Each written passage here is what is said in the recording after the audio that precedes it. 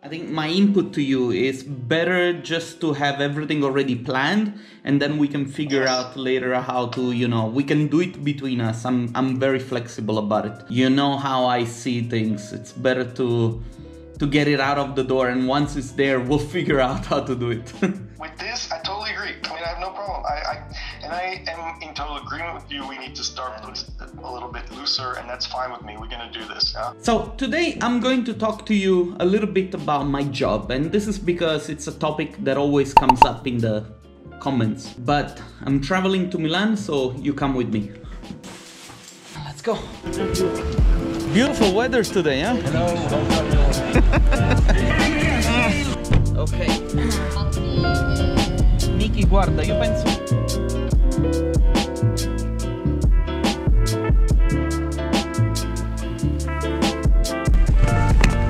Thank you very much, Zohar. Have a good one.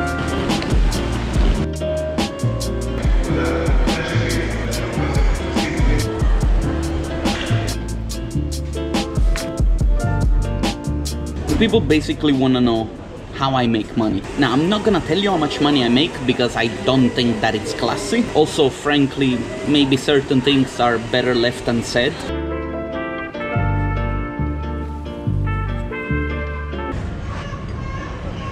I'll share with you how much money I make once I become a millionaire, because then I can just rub it into your face, and that's a lot more classy. So, I guess that's it. I'm in Milano. I'm tired. At the moment, there are 4 main activities that keep me busy and that allow me to make money. The first one is consulting, which represents about 25–30% of my income. The reason why I'm in Milan is because of a consultation. Then there is teaching, which is a very small part, maybe 10% of my yearly income. Then this year, one of the things that I started to do was working for Chaos Group, which basically was for me a very important thing to do. And that took over a little bit from my consulting business. So I would say that probably V-Ray at the moment is another 30, maybe 40% of what I make. And then there is the D2 conference, which is about 20% of my yearly income, with the only exception that the D2 conference, that the money that I make with the D2 conference is not really money that the way I see the D2 conference is my baby. So what I try to do is to keep the money that we make with it in the bank so that we can reinvest it. We can make the D2 every year better, bigger, and Okay, editing this video, I realized that this year I'm not teaching as much as I used to, so the proportions that I've just described are a little bit off. Also, I realized that I didn't do a great job at describing the part with the D2 conference. Basically, the money that I earn with the D2 conference, I don't really spend. I keep on the bank and I use that money to reinvest it into the growth of the conference. And that's because I see the D2, I see the potential in the D2, in the event, and in the community that we're building around the event.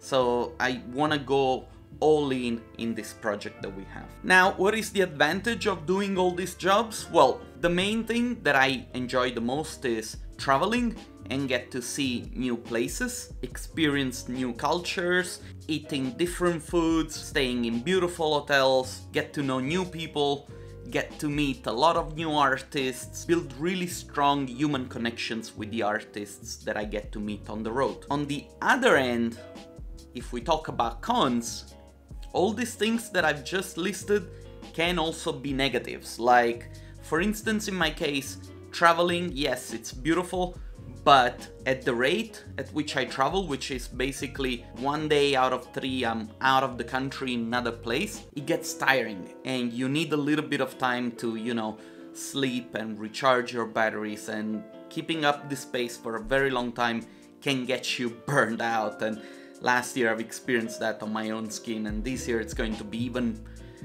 worse, I guess. I mean, I'm going to Australia for the Unimagined conference and I'm traveling basically 4 days, and I stay 3 days in Australia. But it's a very exciting time, and you know, you gotta appreciate it because it's all part of the journey. It's also a con to travel because when you are in a place, you don't want to miss a chance to try new food, and when the food turns out to be delicious, you eat a lot of food. Also, the touristic aspect of traveling for work is a lot overrated. People think that it's all nice and fun and games, but actually, if you take all the trips that I've done last year, there were probably only 2 occasions in which I had a chance to get out of the hotel and go and visit the city where we were staying at. Actually, this is the very first time that I get to see Milano. I've been here 3 times in the last year, and this is the first time that I get to see a little bit of Milano. You never have time. So this time I took like 2 days extra,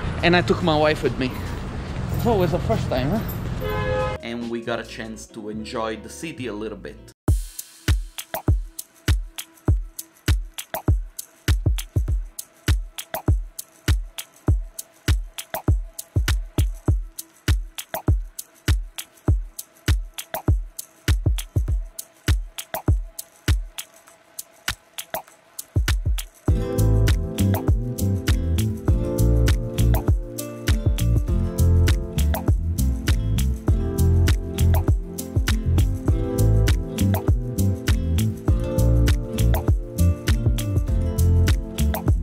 But yeah, the reason why I made the shift from being an artist to doing all these other activities is because I basically, as an artist, I stopped putting myself into a box, forcing myself to make a living with my art. When I started to try other things where probably I was a little bit more skilled as opposed to make 3D, this is when I really started to bloom and grow, both on a professional and financial level. If we look at the positive sides of the choices that I made professionally, working at V-Ray gives me the chance to be up to speed with all the latest advancement from the technological side of architectural visualization, CG, 3D, and everything that it's related. Whilst when it comes to the artistic side of the profession, well, I have the D2 conference, and this is what gives me fuel and inspires me to, you know, create stuff for myself. The D2 has actually given me so much more than this, but probably this is for another video, I guess. By the way, talking about traveling, I'm staying here a few days, then I left to go to Sofia, then the week after I'll be in Vienna teaching at the university, then I'm coming back, I'm going to Australia, then I'm going to Italy for a convention. It's a very exciting year in front of me. Well, I guess that's it for today's video. I really hope this video answers some of the questions that you might have had. If not, just leave me a comment, let's have a discussion. As always, I'm very happy that you guys watch my stuff. I hope you find this video somehow inspiring. I hope it will push you to look beyond the boundaries of being a 3D artist, and maybe you'll find your calling as well. I don't know. Anyway, see you guys next time.